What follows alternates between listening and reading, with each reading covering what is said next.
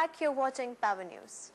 Mr. Rupal, I'd like to ask you, with growth in electricity, the demand for equipment and generation will also go high. But what we've noticed in the past is that 40% order had gone to Chinese equipment manufacturers. Can we fulfill the need of the industry through domestic manufacturing? Well, let me say like this, that the generation program of this country has increased several folds in the recent years. There was a time when we were planning about 40,000 megawatt, and we achieved 20,000 megawatt on a span of 5 years. Now we are targeting, if you look at the 12th plan, the government is targeting about 120,000 megawatt. So it's 3-time increase. And the hit rate, the achievement rate has also increased. So, you know, there was only one manufacturer of generation equipment in this country. And therefore, when we have to move from 40 to 120,000 megawatt, it's quite obvious that we need to build up more capacity. Now, this capacity has come about. There was a time when, you know, the domestic capacity was not there, and the demand was there. Therefore, the country had to look outside to see if, you know, equipment can be sourced from third parties outside the country. But now I'm happy to tell you that the domestic manufacturers have risen to the occasion, and a lot of new local manufacturing capacity has been added. Already today, the country can produce something close to 18 to 20,000 megawatt of generation capacity every year. And this is going to go up to 30,000 megawatt in a space of next 2 years. Mr. Karia, with our APDRP in place, we're going to see rise in demand for equipment. Is IEEMA geared up to meet the demand in distribution segment? Yes, you know, every year in IEEMA we have an annual T&D conclave. The last one was at Delhi somewhere in November 2009. And where we as an entire electrical industry sit and discuss the capacities and the capabilities that we have vis-a-vis the demand. And in fact today we are faced with the sorry situation that the entire electrical industry is having more of a capacity than the demand.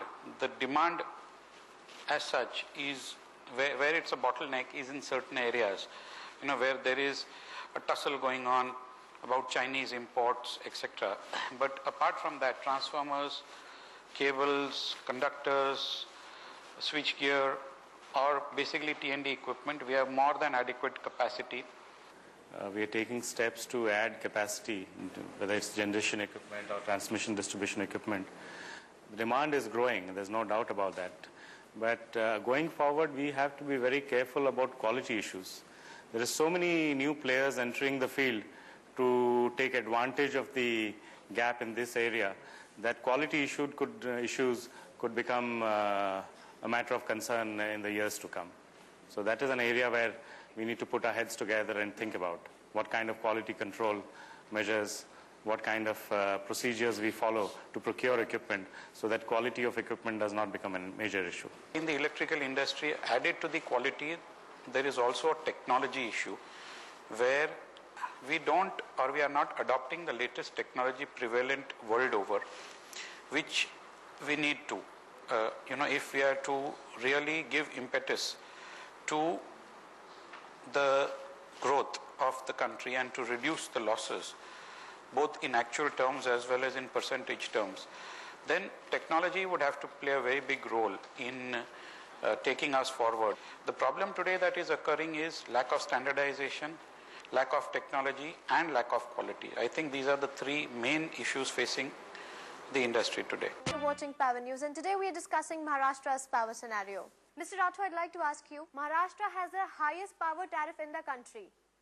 According to you, what could be the reason for such a high power tariff? As far as industrial tariff is concerned, whether in Maharashtra or other states, one of the reasons for high industrial tariffs is that both industrial and commercial consumers have been cross-subsidizing other consumers like residential consumers and agriculture consumers. So there is a need to move slowly but surely towards reducing the rates of the industrial and commercial consumers who generate employment and add proportionately higher to the GDP. And the state, if it needs to subsidize certain sectors, would have to make available money available from its budgetary resources instead of putting the burden entirely on industry and commerce. Hopefully, in consultation with the regulator, the government and the industry, we will move in that direction very soon. Coming back to high power tariff, there are a lot of reasons which have discussed here: cross subsidy, free power, theft. Mr. Rathore, as far as I know, according to Electricity Act, cross subsidy should be phased out. So what is the status in Maharashtra? I think the Maharashtra regulator has made a beginning. They made a beginning last year, but it began with a kind of hiccup where there was a difference between the way they started and the way the government perceived it. But I think they have now come to a position where they have finalized a roadmap which will be finally debated and taken forward. But like I said, anything which is transitional in nature has to be managed with a lot of imagination, practical imagination. While taking things forward, we can't just follow the book or follow the statute. It has to be a consultative process so that there are no difficulties created in the short term for consumers who have been used to certain subsidies. If you look at the current tariff structure, that is highly skewed, and there is need to rationalize that as far as possible. There is a lot of cost of inefficiency that the sector has to bear, be it high ATC losses, ineffective investments, huge inefficiency in the fuel sector. So we have to have equal focus on reducing these inefficiencies. We can't just focus on the end result of that inefficiency in terms of high tariff. The second issue is we also need to compare apples with apples. We can't compare on one hand a consumer segment which is getting power just for 4 hours, that too at the night when they really don't need that power, and a consumer segment which is getting power 24/7 at a very highly good quality service quality. So when we are talking about service cross subsidy reduction, we need to take sort of due cognizance of these differences, and then as Mr. Rathore said, we need to have a more gradual approach towards reduction of cross subsidy. But I have been touching this issue right from the beginning of this program, that there has to be a combination of cross subsidies which have to be reduced gradually and subsidies coming from the government through its taxes. That is what I said. It has to be the right kind of combination, and it has to, the change has to happen at the right pace. But we have a different view on this. Some experts feel that states that are making money through supply of power, they're using that money for some other purpose. That money is not going into the development of power sector or for the benefit of consumers. I think among the states, except for probably Gujarat, Maharashtra is one of the states which is in the last 3 or 4 years has been making a very huge, committing a very huge expenditure on capital expenditure on infrastructure development, in transmission, in distribution, in addition to generation. In fact, there are in the transmission sector and the distribution sector, the programs which are underway with the equity provided, the 20% equity provided by the state government is very huge, and it is already giving us the benefits, and the next 2 years or so, you will see huge benefits coming from that. Mr. Mehta, the distribution arm of Reliance Infra is among the best utilities in the country. How successful have you been in meeting the expectations of the people? We had, when in 2003 came in, the losses were around 14%.